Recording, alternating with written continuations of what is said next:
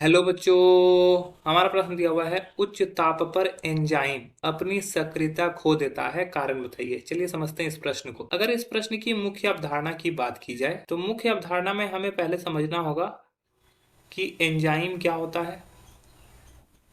Enzyme तो enzyme एक प्रकार का जैविक उत्प्रेरक है। एंजाइम क्या है?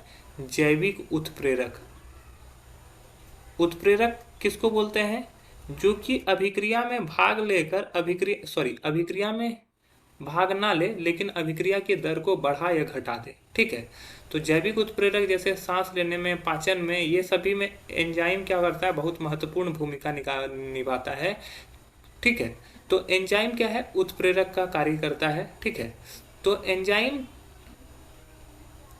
सामान्य ताप पर सामान्य रिएक्शन करता है। उच्च ताप पर उच्च ताप पर एंजाइम का विकृतीकरण हो जाता है। विकृतीकरण हो जाता है। अर्थात अर्थात ये अपनी संरचना अर्थात ये अपनी संरचना बदल देते हैं और पुनः अपनी प्राथमिक संरचना में नहीं जा सकते। प्राथमिक संरचना में नहीं जा सकते। ठीक है। अतः यह उत्प्रेरक की भांति कार्य नहीं करता है। उत्प्रेरक की भांति कार्य नहीं करता है और अपनी सक्रियता खो देता है। और अपनी सक्रियता खो देता है।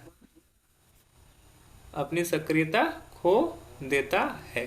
ठीक है। समझ में आया होगा कि उच्च तापमान पर क्या होता है? ये एंजाइम जो होता है उसका विकृतीकरण हो जाता है। विकृतीकरण का मतलब है कि उसकी संरचना में ऐसा बदलाव आता है कि वो वापस से पुनः उस संरचना में नहीं आ सकता। जो उसका प्राथमिक संरचना था उसमें वापस नहीं आ सकता है, जिसके वजह से क्या होता है कि उसका जो उत्प्रेरक का गुण होता है वो उसमें खत्म हो जाता है, संरचना भिन्न होने की वजह से। ठीक है। और इसी वजह से वो अपनी सक्रियता को भी खो देता है।